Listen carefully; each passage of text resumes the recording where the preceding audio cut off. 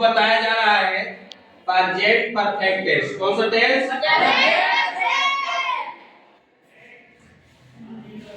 Present perfect tense. ठीक है, ये प्रेजेंट परफेक्ट टेंस है। इसका पहचान जान लो। द टाइप्स ऑफ आकारांत, इकारांत, एकारांत प्लस है, हो, हूं are found at end of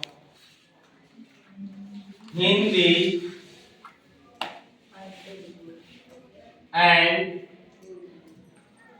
Urdu sentences। समझ में आ रहा है? हिंदी या उर्दू वाक्यों के अंत में आकारांत, इकारांत, एकारांत, उसके बाद है, हो, हूं लगा रहेगा। जैसे मैं यहाँ पर लिखते हैं, मैं कार खरीदा हूं। ठीक है, आपने पत्र लिखा है। बिल्ली दूध पी चुकी है। ठीक है, सभी सेंटेंस के अंत में देखो, यहाँ आकार, आ की मात्रा लगा हुआ तो आकार है, यहाँ भी आकार की मात्रा लगा हुआ है, यहाँ ई कार की मात्रा लगा हुआ है ना? तो ये आकार है। ये मत समझ आना कि चुका चुकी दिया हुआ है तो हम चुका चुकी की पहचान बनाते नहीं। चुका चुकी कोई पहचान नहीं बनता है। आकार है, इकारांत है और इकारांत है। उसके बाद है, हो, हूं। अगर मान लो कि इसको हटा देते हैं, इसको भी हटा देते हैं, इसको भी हटा देते हैं, तो सारे सेंटेंस का पहचान बदल जाएगा। ये पहचान बन जाएगा पास्ट इंडेफिनिट का। ये भी पास्ट इंडेफिनिट का पहचान बन जाएगा, ये भी पास्ट इंडेफिनिट का पहचान बन जाएगा अगर खाली है हटा देंगे तो। इसलिए है रहना बहुत जरूरी है, हो, हूं रहना बहुत जरूरी होता है। समझ कि नहीं? और इसलिए जो है इसको प्रेजेंट परफेक्ट टेंस के पहचान पूरा नजर आता है। अगर इसमें से हम किसी भी तरीका से इसको हटा देते हैं तो प्रेजेंट परफेक्ट का पहचान ना होकर के पास्ट इंडेफिनिट का पहचान बन जाएगा। तो ये हो गया इसका पहचान के रूप में। अब आप जानिए कि हम इसको कैसे बनाते हैं। बेस ऑफ ट्रांसलेशन, अनुवाद करने का तरीका। आपको तो पर्सन भी पढ़ा दिए, नंबर भी पढ़ा दिए, सब कुछ उसमें पढ़ा दिए। अब इसमें देखो, अगर आपको ये सारे सेंटेंस जो दिया गया, ये अफर्मेटिव सेंटेंस है। कौन सा सेंटेंस है? अफर्मेटिव सेंटेंस है। तो A for affirmative, A for क्या हुआ? Affirmative sentence. स्ट्रक्चर होता है subject plus have has plus V3 plus object, V3 plus object. ये परफेक्ट जो है ना, ये परफेक्ट के लिए V3 का प्रयोग किया जाता है। परफेक्ट के लिए क्या प्रयोग किया जाता है? V3। और एक नियम और जान लो, ये V3 के पहले हैज और हैव दिया गया, हैज और हैव दिया गया, तो हमेशा ये कहता है ग्रामेटिकली रूल के अनुसार कि V3 के पहले जो भी वर्ब आए वो V1 होना चाहिए। जो भी वर्ब आए वो क्या होना चाहिए? V1 होना चाहिए।